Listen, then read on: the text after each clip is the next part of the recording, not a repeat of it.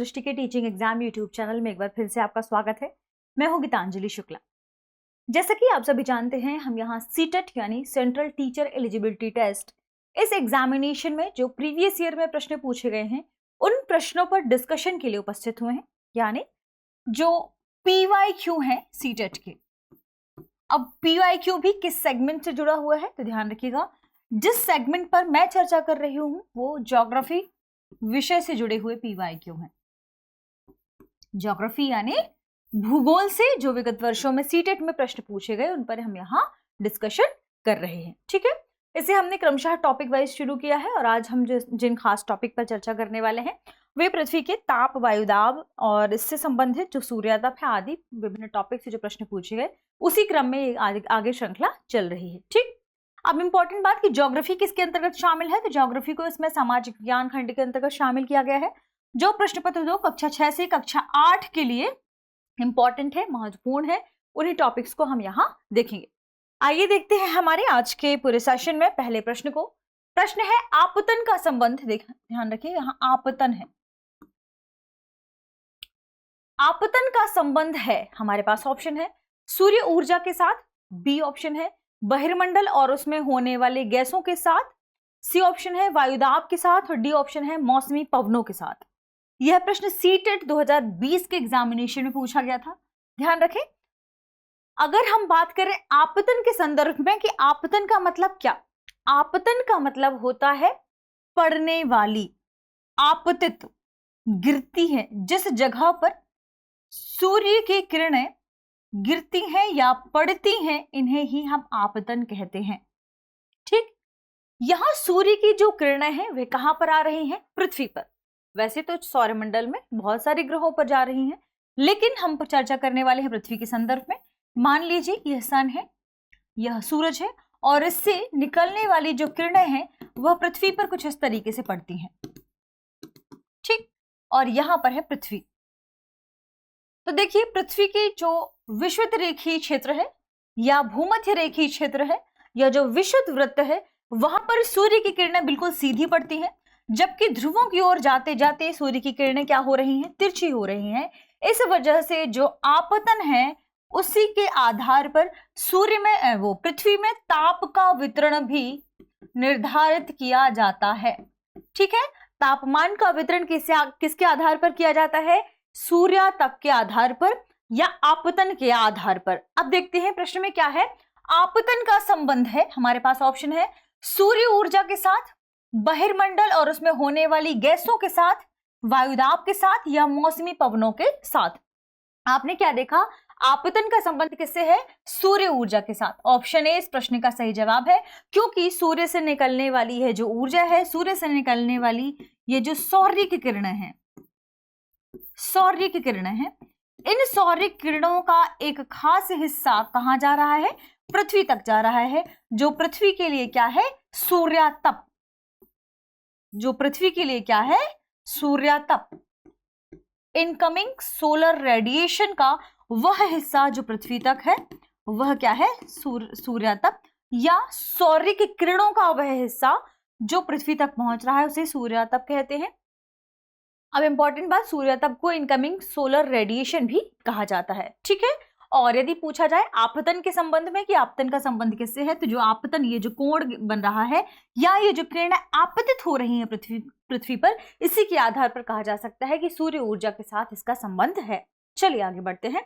अगला प्रश्न है स्थायी पवनों के संबंध में निम्नलिखित कथनों पर विचार कीजिए। देखिए क्या पूछा जा रहा है, स्थायी पवनें यानी परमानेंट विंड्स। ठीक है,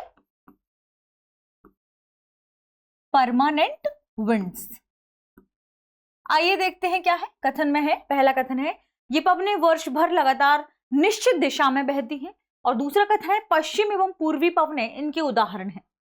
उचित विकल्प का हमें चुनाव करना है। ABCD 4 ऑप्शन है जिसमें क्रमशः लिखा है 1 और 2 दोनों गलत है, 1 सही है 2 गलत है, 1 गलत है 2 सही है, 1 और 2 दोनों सही है। यह प्रश्न सीटेट 2019 के प्रश्न पत्र में पूछा गया था। आइए देखते हैं प्रश्न को। स्थायी या परमानेंट विंड्स क्या कहलाती हैं, तो देखिए वे पवनें, या आप जब भी परमानेंट विंड्स के बारे में पढ़े हैं तो एक खास बात यह है इसके बारे में कि ये जो व्यापारिक पूर्वी और पश्चिमी पवनें हैं या व्यापारिक पश्चिमी और पूर्वी पवनें हैं, ये दरअसल स्थायी पवनें कहलाती हैं। क्यों? क्योंकि वर्ष भर इनकी दिशा एक निश्चित दिशा होती है, एक निश्चित दिशा में ही इनका फ्लो, इनका बहाव होता है। यानी स्थायी पवनें एक निश्चित दिशा में चलती हैं, और खास बात कि वर्ष भर एक निश्चित दिशा में चलती हैं, इसलिए इन्हें स्थायी पवनें कहा जाता है। ठीक है, तो यदि हम पहले कथन को देखें कि ये पवनें वर्ष भर लगातार निश्चित दिशा में बहती रहती हैं, यह कथन सही है। दूसरा, पश्चिम एवं पूर्वी पवनें इनके उदाहरण है, यह कथन भी बिल्कुल सही है। तो दोनों कथन सही है, इस वजह से ऑप्शन डी 1 और 2 दोनों सही हैं। यही इस प्रश्न का क्या होगा? सही जवाब होगा ऑप्शन डी। ठीक है, चलिए आगे बढ़ते हैं, अगले प्रश्न को देखते हैं। अगला प्रश्न है, प्रतिशत के अनुसार पृथ्वी के वायुमंडल में कौन सा प्रमुख संघटक है? कंपोनेंट्स के बारे में पूछा जा रहा है। कंपोनेंट, अब देखिए क्या पूछा जा रहा है, प्रतिशत के अनुसार पृथ्वी के वायुमंडल में कौन सा प्रमुख संघटक है? अगर प्रतिशत के अनुसार हम बात करें तो पृथ्वी के वायुमंडल में प्रमुख गैसों के प्रतिशत में सबसे पहले इंपॉर्टेंट है N2 नाइट्रोजन, ठीक। उसके बाद है ऑक्सीजन O2,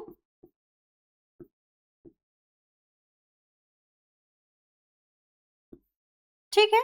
उसके बाद है आर्गन,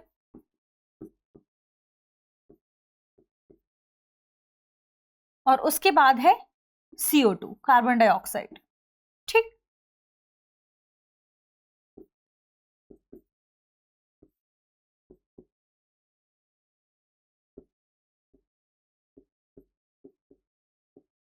देखिए हमारे पास ऑप्शन क्या है इस प्रश्न के मुताबिक? Option A helium, option B oxygen, option C है कार्बन डाइऑक्साइड, और ऑप्शन डी है नाइट्रोजन। यह प्रश्न भी सीटेट 2019 में पूछा गया था, ध्यान रखिएगा 19-20 सभी ईयर के प्रश्न यहाँ शामिल किए गए हैं, ठीक है।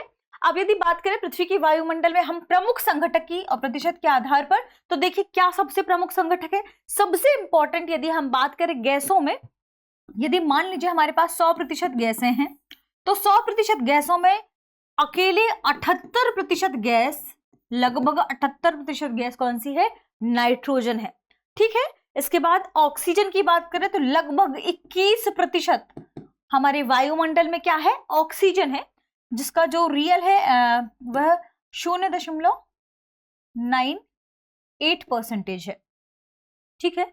20.98 या 20.98% है, ठीक है। इसे आप लगभग क्या मान सकते हैं कि 21% क्या है? ऑक्सीजन है। अब देखिए आप कि अपने आप में एक बहुत बड़ा हिस्सा तो यही कवर कर रहे हैं। कितना हिस्सा? लगभग 99% का। तो इसका मतलब ये है कि शेष जो गैसें हैं वे जो हमारे पास लगभग 1% बच रहा है, लगभग 1% बच रहा है, उसमें शेष गैसें शामिल हो जाती हैं। फिर भी कार्बन डाइऑक्साइड की यदि प्रतिशत की बात करें 0.038% है कार्बन डाइऑक्साइड। अब एक इंपॉर्टेंट बात की ध्यान रखिए, इसमें क्या पूछा जा रहा है? प्रतिशत के अनुसार सबसे इंपॉर्टेंट क्या है? तो प्रतिशत के अनुसार सबसे इंपॉर्टेंट है नाइट्रोजन, 78% लगभग। तो इस तरीके से इस प्रश्न के सही जवाब की बात करें तो ऑप्शन डी नाइट्रोजन इस प्रश्न का सही जवाब हो जाएगा, ठीक है। चलिए आगे बढ़ते हैं। अगला प्रश्न है, वात दिग्दर्शी का प्रयोग क्या मापने के लिए किया जाता है? हमारे पास ऑप्शन है वायु दाब, वायु दिशा, वायु तापमान या वायु वेग। यह प्रश्न सीटेट 2018 में पूछा गया था। देखिए 2018 में इस तरीके से प्रश्नों को फ्रेम किया जाता रहा है, ठीक है। आप देखिए इसमें क्या पूछा जा रहा है? वात दिग्दर्शी, और जैसे ही आपने इसमें पढ़ा दिग्दर्शी, इसका मतलब यह किसका सूचक है? दिशा का सूचक है। तो अब देखिए आप इन चार ऑप्शन में दिशा कहां पर है? ऑप्शन बी में, यानी वात दिग्दर्शी किसका सूचक है? वायु दिशा का सूचक है। ऑप्शन बी इस प्रश्न का सही जवाब होगा। अब आपको कमेंट सेक्शन में यह बताना है कि वायु वेग को मापने के लिए किसका इस्तेमाल किया जाता है। चलिए आगे बढ़ते हैं। अगला प्रश्न है, निम्नलिखित को सही सुमेलित कीजिए। आपके पास ऑप्शन है, एक तरफ वायुमंडल की परतें दी हुई हैं और दूसरी तरफ उनकी विशेषताएं। अब आपको इन वायुमंडल की जो परतें हैं उनकी विशेषताओं के आधार पर इनको सही सुमेलित करना है। अगर आप सही सुमेलित कर लेते हैं तो फिर आप कोड के आधार पर इस प्रश्न का सही जवाब दीजिए। सीटेट 2019 में यह प्रश्न पूछा गया था। आइए देखते हैं प्रश्न क्या है। सीटेट 2016 में यह प्रश्न पूछा गया था। ठीक है, आइए देख लेते हैं प्रश्न क्या है। प्रश्न में वायुमंडल की परतों में ए है क्षोभ मंडल, जिसके सामने इसकी विशेषता है आयन मंडल का एक भाग, समताप मंडल, उल्का पिंड इसमें प्रवेश करते ही जलने लगते हैं, मध्यमंडल इसमें ओजोन गैस पाई जाती है, तापमंडल इसमें लगभग सभी मौसमी क्रियाएं होती हैं। ठीक, कूट में आपके पास ABCD 4 ऑप्शन है, जिसमें क्रमशः 1 2 3 4, 4 2 3 1, 4 3 2 1, 1 3 4 2 क्रमशः ऑप्शन दिए हुए हैं। विभिन्न परतों को समझने की कोशिश करते हैं और इससे पहले भी हमने इसे ठीक से समझने की कोशिश की है। ठीक है, वायुमंडल की जो विभिन्न परतें हैं, यदि हम पृथ्वी से क्रमशः ऊंचाई की ओर बढ़ते हैं तो जो सबसे पहली परत आती है लगभग 20 किलोमीटर के डिस्टेंस तक, 20 किलोमीटर की ऊंचाई तक, वह परत है क्षोभ मंडल। क्षोभ मंडल से ऊपर लगभग 50 किलोमीटर के डिस्टेंस तक जो परत पाई जाती है उसे हम समताप मंडल कहते हैं। क्या कहते हैं? समताप मंडल। ठीक, फिर समताप मंडल से यानी 50 किलोमीटर से लगभग 80 किलोमीटर के डिस्टेंस तक जो परत पाई जाती है उसे कहते हैं मध्यमंडल। उसे कहते हैं मध्यमंडल। और मध्यमंडल को ही ध्यान रखें, मध्यमंडल वह मंडल है जहां पर टेम्परेचर क्रमशः क्या हो रहा है, कम होता जाता है, लेकिन यहां पर यदि कोई उल्का पिंड प्रवेश करता है तो वह उल्का पिंड जल जाता है। किसकी वजह से? घर्षण की वजह से। ठीक है, मध्यमंडल के बाद ऊपर वाली जो परत आती है उसे कहते हैं हम बाह्यमंडल, और बाह्यमंडल को तापमंडल भी कहा जाता है। बाह्यमंडल को तापमंडल भी कहा जाता है। और ठीक इसके ऊपर वाली परत बहिर्मंडल कहलाती है, जो सबसे बाहरी परत होती है। ठीक है, अब हम बात करें हमारे ऑप्शन के हिसाब से, हमारे प्रश्न के हिसाब से क्या क्या चीजें हैं। सबसे पहले है क्षोभ मंडल। क्षोभ मंडल के बारे में क्या ध्यान रखना है आपको? यह पृथ्वी की सबसे निचली परत है, और सबसे निचली परत होने की वजह से जो भी मौसमी परिवर्तन होते हैं, मौसमी क्रियाएं होती हैं, या जो मौसमी घटनाएं घटित होती हैं, वह क्षोभ मंडल में घटित होती हैं।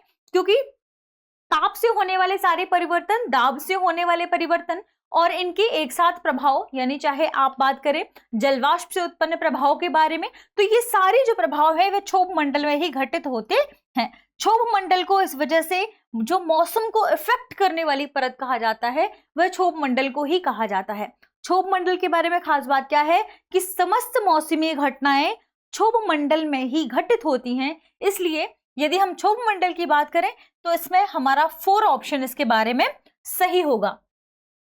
क्या?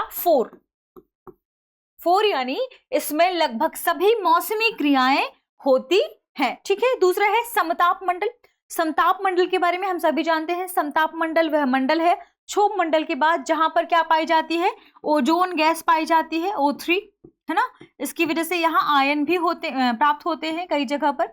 और ओजोन गैस की उपस्थिति की वजह से, क्योंकि ऑक्सीजन के अणु टूटकर एक दूसरे से टकराते हैं, तब कहीं O3 बनता है, तो इसकी वजह से यहाँ पर थोड़ी सी आवेश भी देखने को मिलते हैं। इस वजह से ऐसा कहा जाता है कि जहां क्षोभ मंडल में टेम्परेचर घटता जाता है, वहीं समताप मंडल में देखा गया कि टेम्परेचर क्या हो रहा है? बढ़ रहा है। किस वजह से देखा गया? वैसे तो समताप मंडल यानी ना तो टेम्परेचर बढ़ रहा है ना ही टेम्परेचर घट रहा है, लेकिन कुछ खास स्थिति में जैसे ओजोन की उपस्थिति के कारण ऐसा देखा गया कि कुछ मात्रा में टेम्परेचर यहाँ बढ़ता दिखाई दे रहा है।